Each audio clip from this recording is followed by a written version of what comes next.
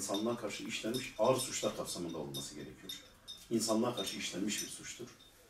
Zira barbarca ve vahşice insanların, genç insanların bu şekilde katledilmeleri sadece bir partiye, bir ırka, bir millete, bir bölgeye aslında sığdırılabilecek bir durum değil. Ben yaklaşık olarak bir ay önce falan bir Avrupa gezimiz olmuştu. 10 günlük bir programdı. Almanya'nın Leipzig diye bir şehri var. Napolyon girerken oradan geliyor. Doğu Almanya'da. Orada 10.000 kişi katlediyor Leipzig'te. Yani öyle bir muazzam anıt yapmışlar ki üzerine acayip yani.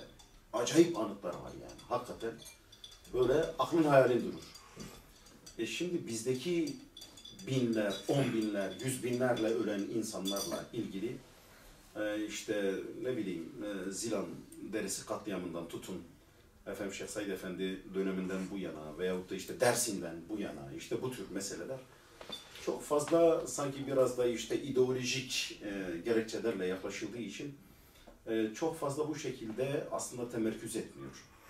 Biz Yasin Bölü davasının da aslında hem insanlığa karşı işlenen suçlar kapsamına alınmasını, hem sadece bu tetikçi sokak serserilerine yönelik bir yargılama şeklinde değil, azmettiricilerin, o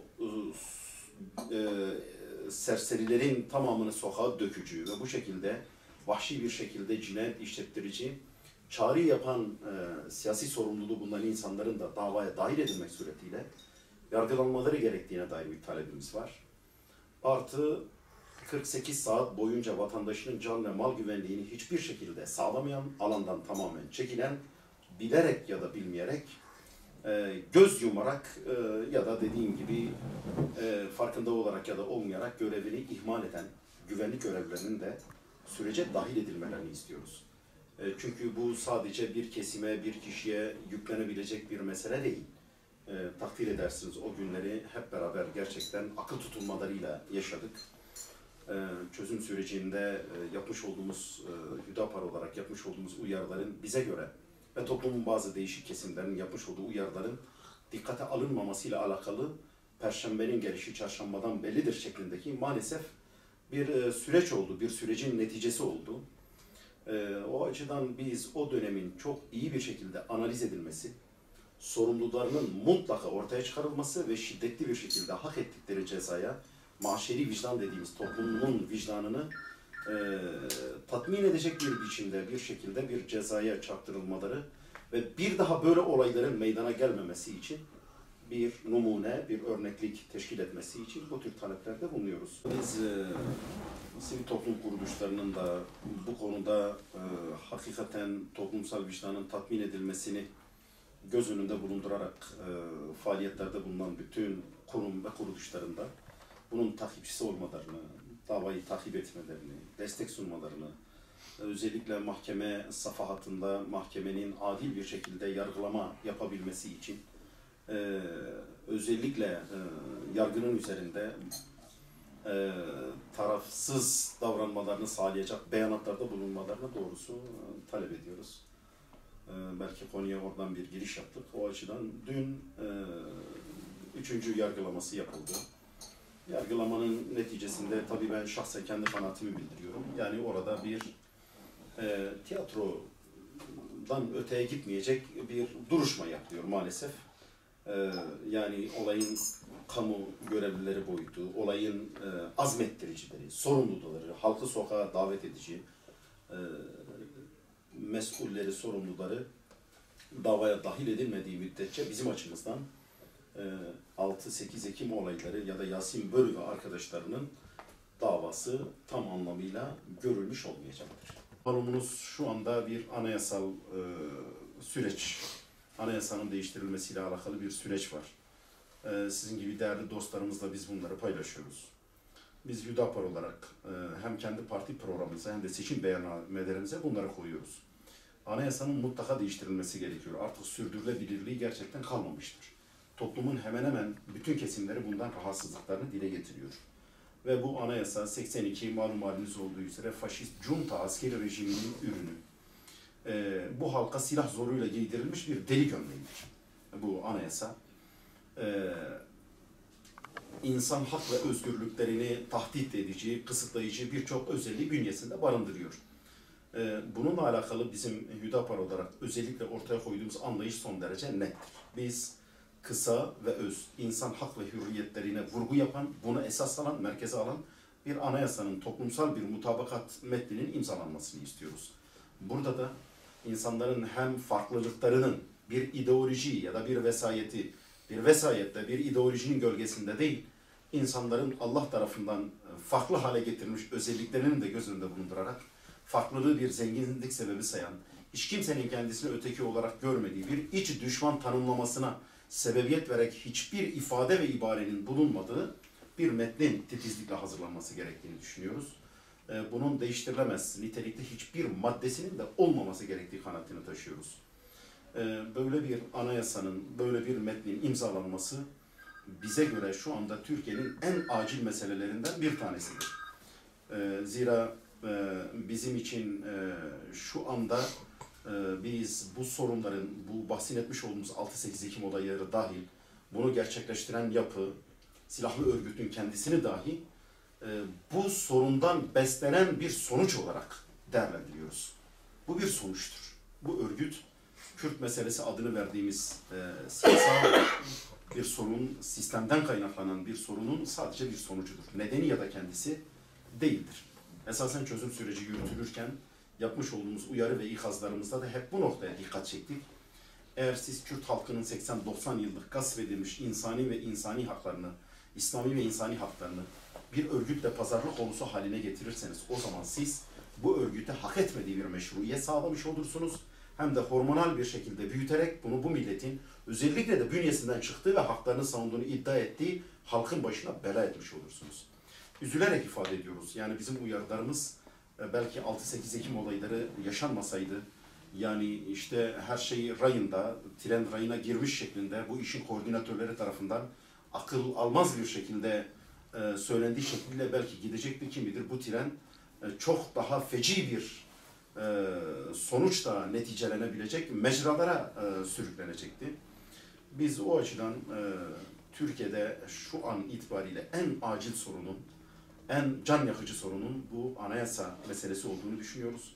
Anayasa konusunda da yapılması gerekenlerin evet bir toplumsal mutabakat fakat bu konuda kırmızı çizgileri olduğunu düşünen, sistemi kutsayıcı, sistemin vesayet odaklarının devam etmesini düşünen ve bunları da kendileri açısından kırmızı çizgileri olarak gören partilerle çok fazla vakit kaybedilmemesi gerektiğini, bütün partilerle elbette görüşülmesi gerektiğini, sadece meclis içerisindeki partilerle değil, meclis dışında da grubu bulunan partilerle görüşülmek suretiyle en azından referanduma götürebilecek kadar bir çoğunluk elde edilmesi ve bireysel anlamda da bu çabaların yürütülmesi gerektiğini düşünüyoruz. Referanduma ulaşabilecek bir çoğunluğa geldiğinde de bahsini etmiş olduğumuz nitelikteki anayasa metninin hiçbir değiştirilemez ilkesi bulunmayan, bir ideolojiye dayanmayan, iç düşman tanımlaması yapmayan, ırkçı nitelemelerden uzak, bu memlekette yaşayan herkese bir ırkın şemsiyesini dayatan anlayışlardan tamamen uzak, insan hak ve özgürlüklerinin merkeze alan bu sivil, kısa ve öz metnin imzalanması için böyle bir çabanın ortaya konulması gerektiğini düşünüyoruz.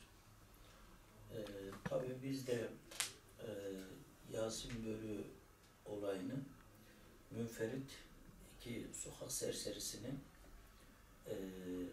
insani görev yapmaya çalışan, İslami görev yapmaya çalışan, yani kurbanını kesen insanların o kurban etlerinden bir başka Müslüman kardeşini yararlandırmak için kendisini bir vazifeli gibi görüp gönüllü olarak bu görevi ifa etmek isteyen kardeşimizin bu hayırlı hizmetinin yolunu kesmeye çalışanların organize gruplar halinde saldırganca bir tavırla aynı tecavüzkarane davranış içerisinde bulunan ve vahşetle sınır tanımayan cani kitleler organize gruplar olarak salındığını düşünüyoruz, görüyoruz. Bizim değerlendirmemiz de bu. Bu çerçevede baktığımız zaman da arkasında bir aklın, organize eden bir yapının ve aynı zamanda o yapının kendisine özgü bir hedefinin olduğunu düşünüyoruz. Bu anlamda da esasında bu tür yaklaşımları onu da özellikle ifade etmek istiyorum. Biz yeni şahit oluyor da değiliz. Kendilerini ilintilendirmiş oldukları, bağlantılı gördükleri örgütlerini kuruluş yıllarında takip ettikleri yöntemler de aşağı yukarı vahşetleri belki birbirinden farklı olabilir ama tarzı aynıydı. Bütün grupları tasfiye edebilmek için ve kendi tekellerine, hegemonyalarına bölgeyi mahkum edebilmek için aynı yöntemleri kullanmışlardı. O günleri bilenler bilir. Bunların bu tarzını sıradan bir olay olarak değerlendirmek asla kabul edilemez, doğru da değildir. Bu anlamda hukuki süreçlerden beklentimiz bu cinayeti fiilen işleyen iki belki suçlu olarak görülmüş çocuğun üzerinden değerlendirecek olursak adi bir vaka gibi bakabiliriz. Cinayetin büyüklüğünü hafifletmez ama oradan oluşacak, oluşturmayı düşündükleri algıyı iyi analiz etmemiş oluruz.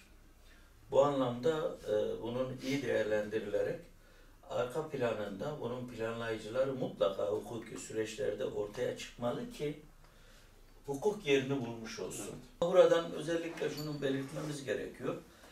Temel hak ve hürriyetler, inanç özgürlüğü bağlamındaki talepler, sosyal yaşamda bizim hayatımızı daraltan değil, rahatlatan düzenlemeler bu anayasada yer alması gerekir.